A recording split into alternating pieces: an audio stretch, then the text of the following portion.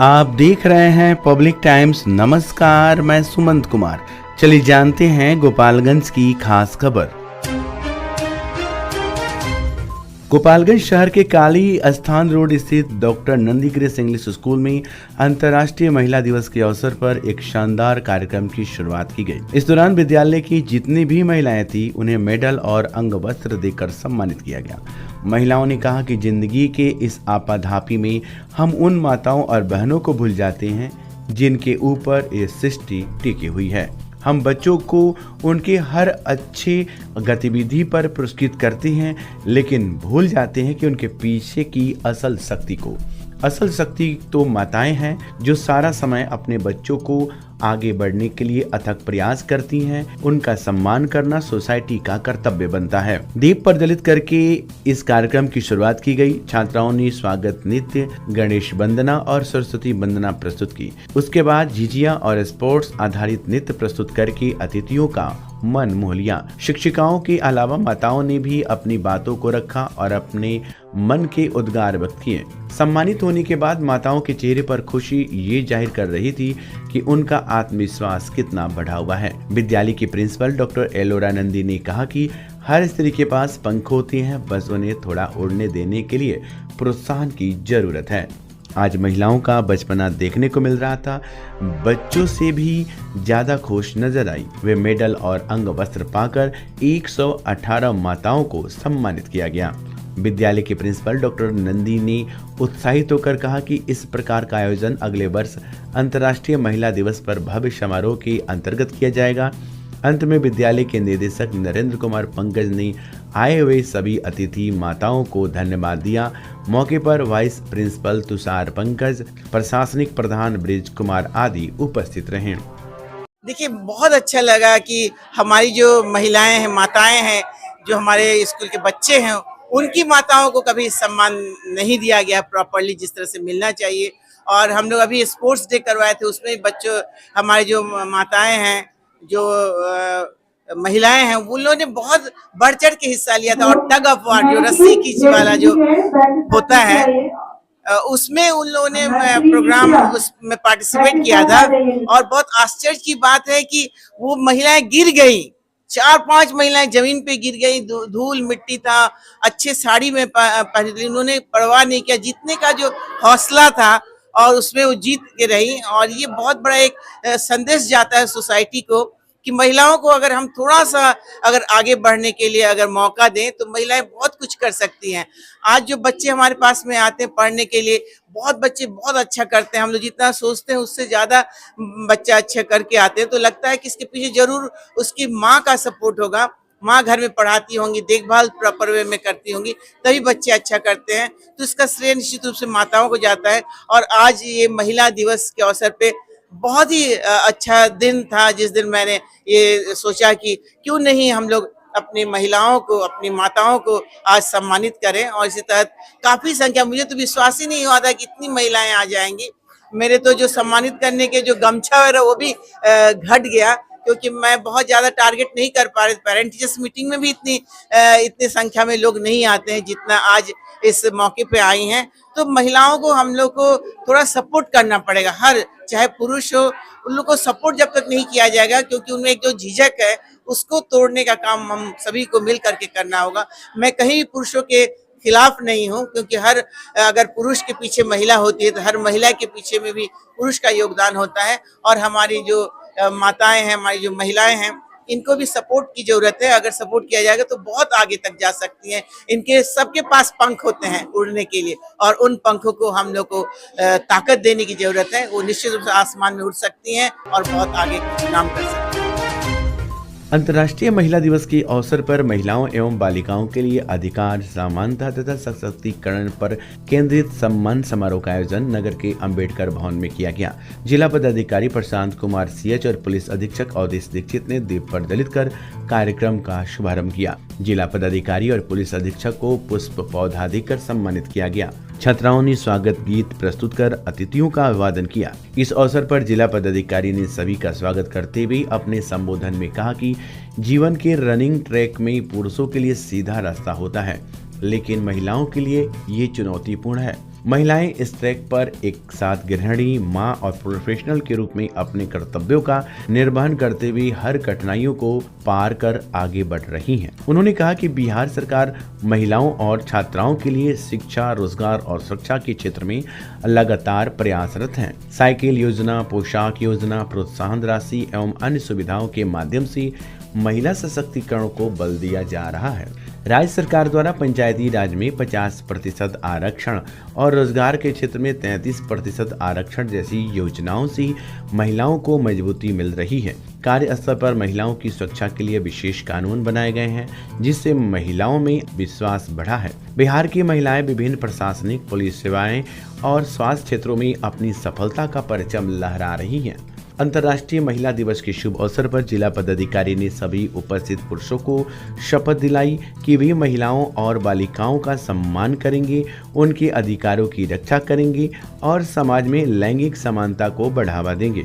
उन्होंने महिलाओं के खिलाफ किसी भी प्रकार की हिंसा, उत्पीड़न और दुर्व्यवहार का विरोध करने और उनके खिलाफ आवाज उठाने की भी शपथ दिलाई। कार्यक्रम में विभिन्न क्षेत्रों में उत्कृष्ट प्रदर्शन करने वाली महिलाओं और छात्राओं को सम्मानित किया गया।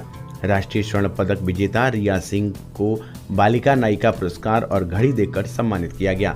सामाजिक कार्य में क्षेत्र में गोपालगंज की स्त्री रोग विशेषज्ञ डॉक्टर मंजू और मुख्यमंत्री प्रगति यात्रा के दौरान उत्कृष्ट कार्य हेतु बाल विकास परियोजना कार्यालय थावे की सरिता देवी, आंगनबाड़ी सेविका केंद्र संख्या 86 को प्रशस्ति पत्र और घड़ी देकर सम्मानित किया गया।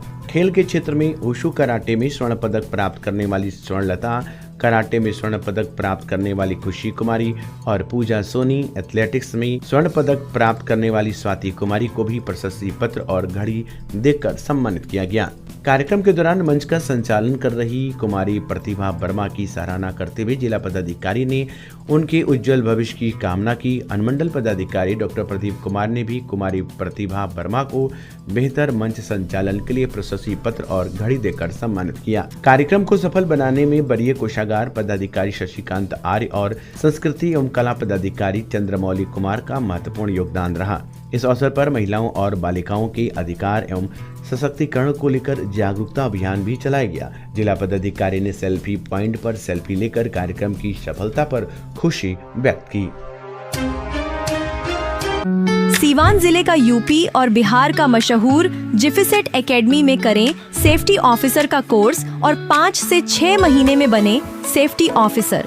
जी हाँ, जिफिसेट एकेडमी आपको दे रहा है कोर्स के दौरान ही जॉब की गारंटी।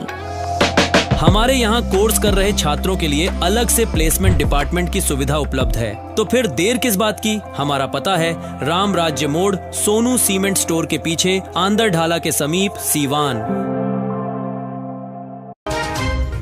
अंतर्राष्ट्रीय नशाखुरानी गिरोह के 2 गुर्गों को थावे रेल पुलिस ने गिरफ्तार कर लिया। गिरफ्तार गुर्गे मुजफ्फरपुर जिले के रहने वाले बताए जा रहे हैं। जीआरपी ने उनके पास से नशे की गोलियां, मोबाइल और अन्य सामान बरामद किया है। पूछताछ के बाद शनिवार को दोनों गुर्गों को न्यायालय में प्रस्तुत किया गया। सूत्रों के अनुसार आगामी होली और ईद पर्व को देखते हुए जीआरपी द्वारा स्टेशन परिसर की कड़ी निगरानी की जा रही थी। इसी दौरान टिकट काउंटर के पास 2 युवक यात्रियों से बातचीत कर मेलजोल बढ़ा रहे थे। संदेह होने पर जीआरपी ने दोनों को पकड़कर थाने ले आई, जहां पूछताछ की गई। रेल थाना अध्यक्ष मनोज कुमार ने बताया कि गिरफ्तार गुर्गे अंतर्राष्ट्रीय नशाखुरानी गिरोह के सदस्य हैं। इनमें से एक मोहम्मद सदरे आलम मुजफ्फरपुर जिले के काटी थाना क्षेत्र के साई गांव का रहने वाला है, जबकि दूसरा महताब आजम नगर थाना क्षेत्र के पुरानी गुदरी रोड मुजफ्फरपुर का निवासी है। पुलिस ने उनके पास से 2 ट्रॉली बैग, 2 पिट्ठू बैग, 8 मोबाइल, नशे की 50 गोलियां और चाय पिलाने वाला थर्मस बरामद किया है। ट्रॉली बैग और मोबाइल यात्रियों को नशा खिलाकर लूटे गए सामान बताए जा रहे हैं। इसके अलावा लखनऊ से गोरखपुर का टिकट भी बरामद हुआ है।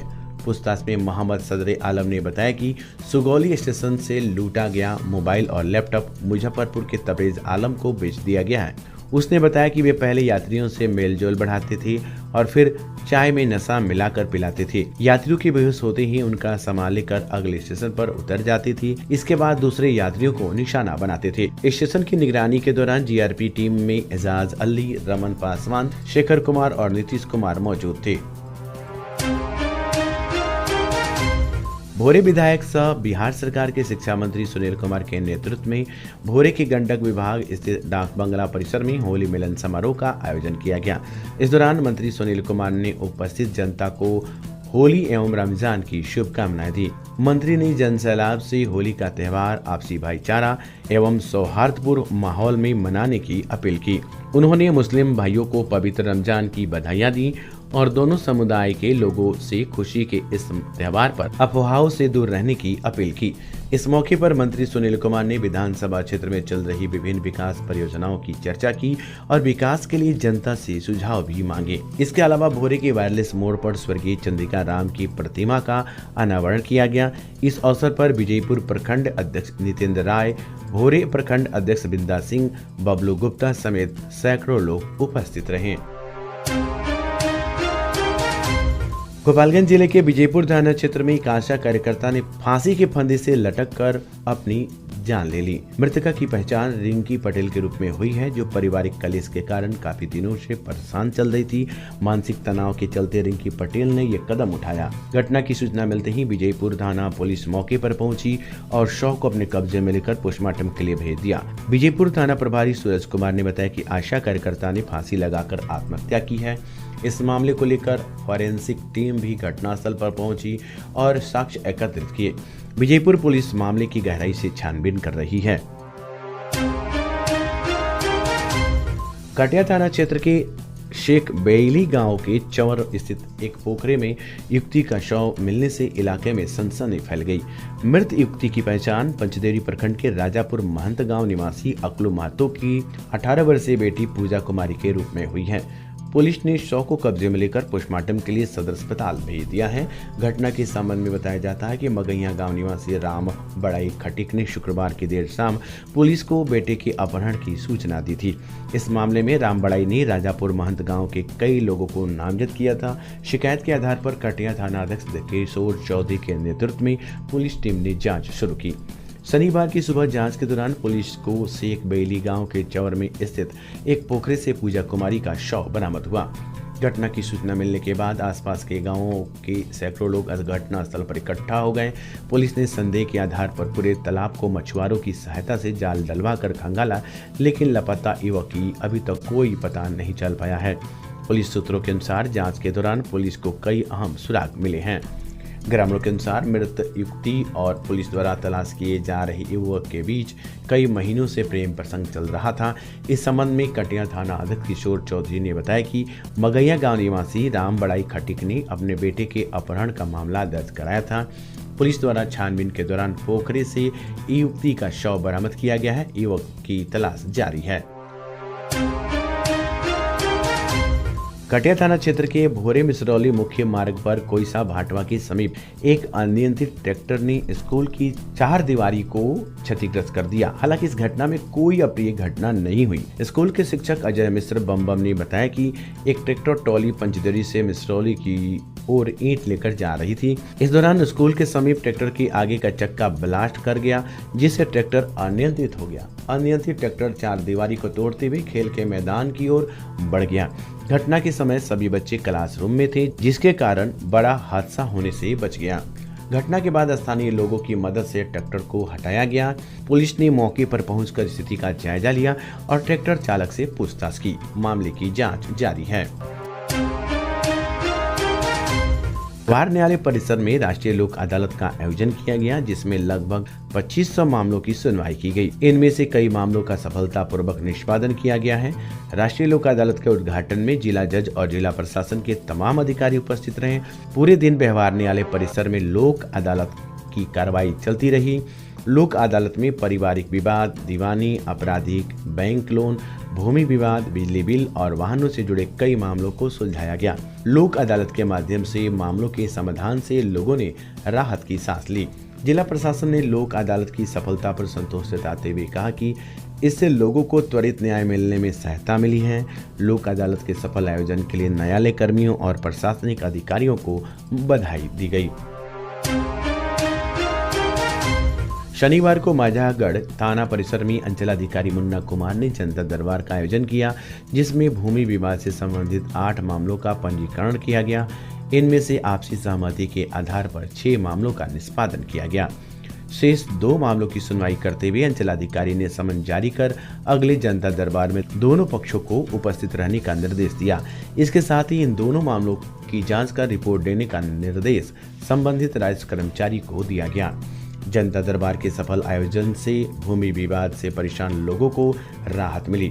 अंचलाधिकारी ने कहा कि जनता दरबार के माध्यम से लोगों को समस्याओं का शीघ्र समाधान किया जाएगा। माझागढ़ नई बाजार के समीप गंडक नहर पर बना पुल जर्जर स्थिति में पहुंच चुका है, जो किसी बड़े हादसे का संकेत दे रहा है। बताया जा रहा है कि ये पुल करीब सैकड़ों वर्ष पहले बनाया गया था, लेकिन समय के साथ इसकी स्थिति काफी कमजोर हो चुकी है। पुल के विभिन्न हिस्सों में सीमेंट और लोहे के सरिये निकलने लगे हैं, वहीं पुल के पिलरों में भी दरारें पड़ गई हैं। स्थानीय लोगों का कहना है कि अगर समय रहते इस पुल की मरम्मत नहीं कराई गई तो कभी भी बड़ा हादसा हो सकता है। माझागढ़ से गोपालगंज, सिवान, धर्मप्रसाद, बरौली और परशुरामपुर सहित दर्जनों बाजारों और शहरों को जोड़ने वाला ये पुल प्रतिदिन हजारों छोटे और बड़े वाहनों के आवागमन का माध्यम है। पुल की जर्जर स्थिति को लेकर स्थानीय लोगों ने प्रशासन और जनप्रतिनिधियों का ध्यान आकर्षित कराया। लोगों का कहना है कि यदि जल्द ही इस पुल का निर्माण या मरम्मत नहीं कराई गई तो कोई बड़ी दुर्घटना हो सकती है। पुल की स्थिति को देखते हुए प्रशासन को तत्काल कार्रवाई करने की मांग की जा रही है। तो ये थी गोपालगंज की खास खबर। आपका दिन शुभ हो। धन्यवाद।